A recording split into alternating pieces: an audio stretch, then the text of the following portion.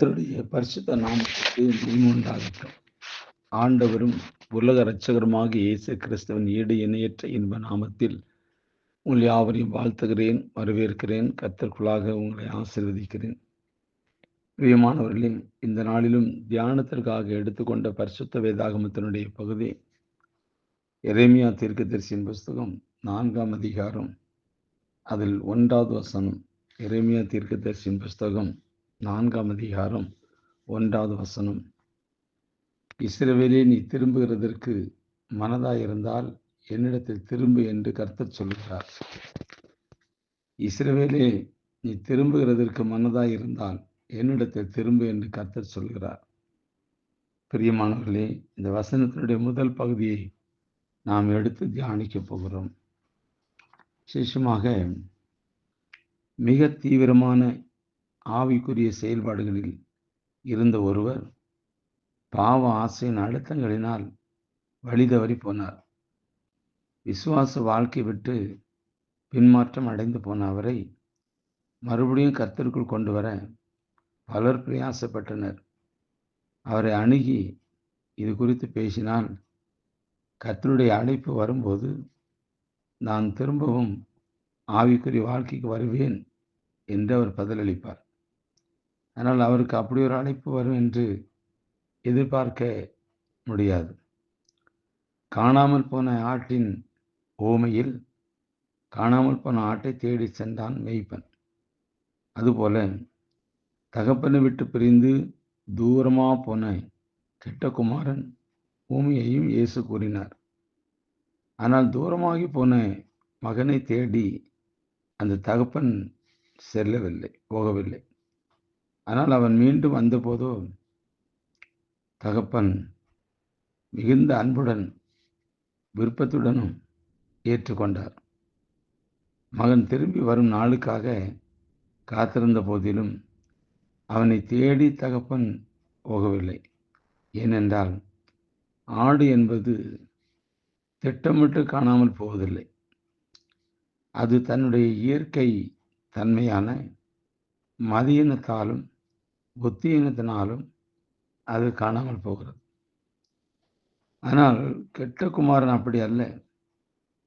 எதை செய்தால் எது நிகழும் என்று புரிந்து கொள்ள முடிந்தவன். அவன் திட்டமிட்டு தந்தையை புறக்கணித்தான். திட்டமிட்டு பாவ உலகத்தை நோக்கி சென்றான். திட்டமிட்டு தவறி போனவன் திரும்பி வரும் திட்டத்தோடு திரும்ப வேண்டும். அதுதான் சரியானது. அவனாக தந்தை வேண்டாம் என்று விலகி சென்றதால் அவனாகவே மறுபடியும் திரும்பி வர வேண்டும். ஆனால் எப்பொழுது திரும்பி வந்தாலும் மிகுந்த அன்புடன் ஏற்றுக்கொண்டு ஆதரிக்க அந்த தந்தை தயாராயிருந்தார். அதாவது ஆயத்தமாக இருந்தார்.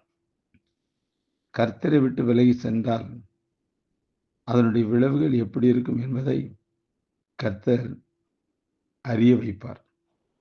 அதே வேளையில் பாவத்தின் வஞ்சனையினால் தேவ உறவை அசட்டை செய்து விலகினவர்கள் தாங்கள் உணர்ந்து மனம் திரும்பி வர வேண்டும். இந்த பாவத்தை கர்த்தர் மன்னிப்பாரா? இனி அவர் நம்மை அன்புடன் ஏற்றுக்கொள்வாரா என்பது போன்ற கேள்விகள் இயற்கையானது. ஆனால் கெட்டகுமாரன் பூமியின் வழியாக கர்த்தர் தருகின்ற செய்தி, நாம் எப்பொழுதும் திரும்பினாலும் அவர் நம்மை அன்புடன் ஏற்றுக்கொண்டு உயர்த்த ஆயத்தமாக இருக்கின்றார் என்பதுதான் அதனுடைய வார்த்தை.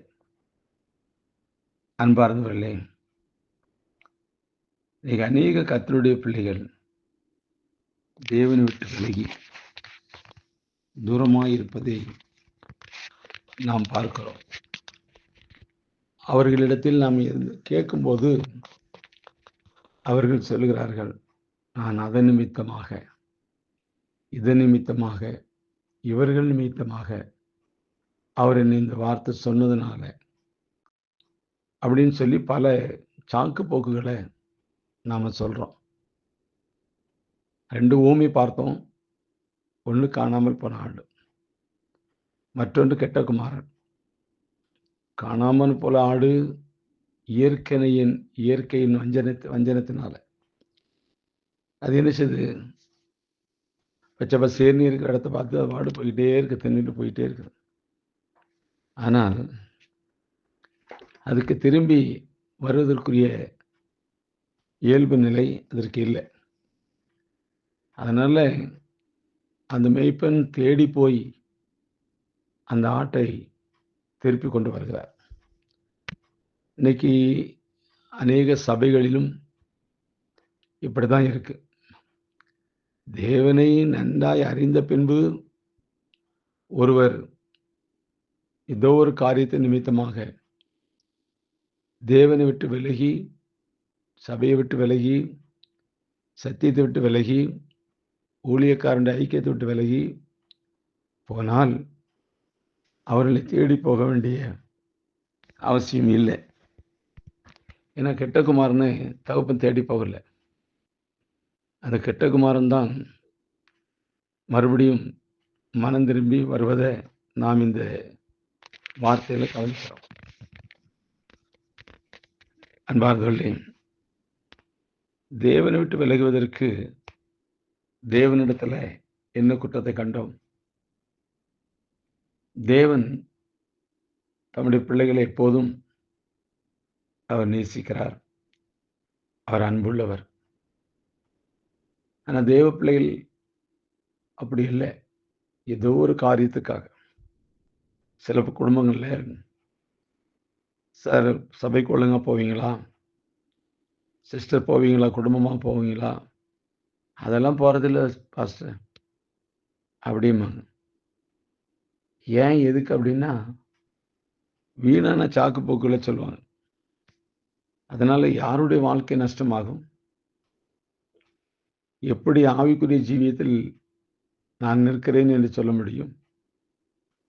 தேவனை விட்டு தூரமாய் போனால் வேதம் சொல்லுகிறது அவர்கள் நாசமடைவார்கள். நாசமடைவார்கள். சங்கீதக்காரர் தாவீது இப்படியாக சொல்கிறார். தேவனை விட்டு விலகும்போது பல பாடுகள், கஷ்டங்கள் அனுபவிக்க வேண்டிய சூழ்நிலைக்கு நாம் தள்ளப்படுகிறோம் என்பதை மனதில் வைப்பதில்லை. தேவனை விட்டு தூரமாய் போறதற்கு அவரிடத்தில் என்ன குற்றத்தை கண்டோம்? இல்லை அவர் நமக்கு என்ன துரோகம் பண்ணினார் அப்படின்னா அதெல்லாம் தான் சொல்ல மாட்டாங்க. உடனே பாஸ்டர் மேலே சொல்லுவாங்க, இல்லை அவங்களோட விசுவாசி மேலே சொல்லுவாங்க. இப்படிதான் இன்னைக்கு அநேக கர்த்தருடைய பிள்ளைகள் தேவனை விட்டு விலகி நிற்கிறாங்க. சில பேர் உலக ஆசையில, இச்சையில விலகி நிற்கிறாங்க. சில பேர் தன் வேலை நிமித்தமாக ஐடி ஃபீல்டில் உள்ளவங்கள்ட்டெல்லாம் கேட்டாச்சுன்னா, நீங்கள் ஆலயத்துக்கு போவீங்களா அப்படின்னா, அதுக்கெல்லாம் நேரம் இல்லை பாஸ்டர், வாரத்தில் ஒரு நாள் தான் ரெஸ்ட்டு கிடைக்கும், இந்த ஒரு நாளையும் எப்படி எந்திரிக்க முடியல, வைக்க முடியல, பல சாக்கு போக்கு சொல்கிறாங்க. சில பேர் தங்களுடைய வாழ்க்கையில் பாவத்தின் வஞ்சனையினால் இழுக்கப்பட்டு அதிலிருந்து விடுதலை வாங்க முடியாதபடி தேவ சமூகத்தை இழந்தவர்கள் உண்டு. இன்னும் சில பேர் பலவிதமான காரியங்களை சொல்வது உண்டு.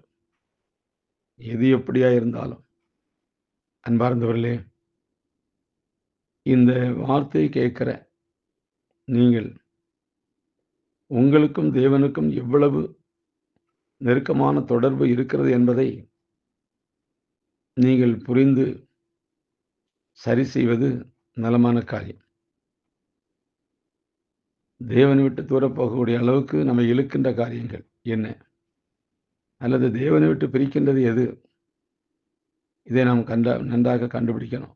கிறிஸ்தவர்கள் அநேகர் தேவாலயம் கிடையாது, வேத வாசிப்பு கிடையாது, சபையின் ஐக்கியம் கிடையாது, சபையில் ஒருமனம் கிடையாது, சத்தியத்துக்கு அறிவு கிடையாது, தேவனுக்கு ஒரு மகிமை செலுத்த வேண்டிய பகுதியில் கிடையாது. எல்லாவற்றையும் இழந்து தூரமாய் நின்று கொண்டு நாங்களும் கிறிஸ்தவர்கள் என்று சொல்லுகிறவர்கள் அநேகர் உண்டு. அப்படி அல்ல. மனிதன் ஏதோ ஒரு பாவ வஞ்சனையினால் இழுக்கப்பட்டு அவன் என்ன செய்றான்? சிக்குண்டு வேதனைப்படுறான்னு வேதம் சொல்லுது. அவனவன் தன் சுய இச்சையினாலே இழுக்கப்பட்டு சிக்குண்டு சோதிக்கப்படுகிறான். பின்பு இச்சையானது கர்ப்பம் தரித்து பாவத்தை பிறப்பிக்கும், பாவமானது மரணத்தை பிறப்பிக்கும் அப்படின்னு வேதத்துல வாசிக்கிறோம்.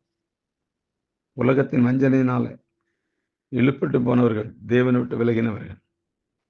அதனாலதான் கர்த்தர் சொல்றாரு, இஸ்ரவேலே நீ திரும்புகிறதுக்கு மனதாய் இருந்தால் என்னிடத்தில் திரும்பு என்று கர்த்தர் சொல்கிறார். எத்தனை பேர் தேவனை விட்டு தூரமாக இருக்கிறோம், தேவனுக்கு நமக்கு எவ்வளவு நெருக்கம் இருக்கிறது என்பதை யோசித்து மனம் திரும்ப வேண்டியது மிகவும் அவசியம். தேவனை நோக்கி நெருங்கி வந்து கொண்டே இருக்கணுமா? தேவனை நோக்கி நெருங்கி வந்துகிட்டே இருக்கணுமா? அப்போதான் உலகம் நம்மை விட்டு விலகி போய் கொண்டே இருக்கும். உலகம் நம்மை விட்டு விலகும். தேவனோட நெருங்கும் போது உலகம் நிச்சயமாக நம்மை விட்டு விலகும். சில பேருக்கு பிடிக்காது. ஒருத்தர் ஊழியம் செய்வாங்க, அந்த ஊழியம் இன்னொருத்தருக்கு பிடிக்காது. அது தவறு. அன்பார்ந்தவர்களே, குடும்பங்களில் பிள்ளைகளாக இருக்கட்டும், கணவன் மனைவியாக இருக்கட்டும், நாம் கிறிஸ்தவர்கள் என்பதை மறந்துவிடக்கூடாது. தேவனை விட்டு விலகி போவதற்கு அவரிடத்தில் ஒரு குற்றமும் அல்ல, குறைகளும் குற்றங்களும் நம்மிடத்தில் உண்டு என்பதை உணர்ந்து மனம் திரும்பி தேவ சமூகத்தில் வர வேண்டும். அப்போதுதான் தேவனுக்கும் எனக்கும் இருக்கிற ஐக்கியம் வெளிப்படும், அன்பு வெளிப்படும், நல்ல பண்புகள் வெளிப்படும், சாட்சிகள் வெளிப்படும், நம்ம ஜீவியம் மாறுதலாக இருக்கும். அதனால தான் தேவன் மறுபடியும் ஒரு அழைப்பு கொடுக்கிறார். இஸ்ரவேலே நீ திரும்புவதற்கு மனதாக இருந்தால் என்னிடத்தில் திரும்பு என்று கர்த்தர் சொல்கிறார். அன்பார்களே, உணர்வோம், மனம் திரும்புவோம். கர்த்தர் உங்களை ஆசீர்வதிப்பார். God bless you.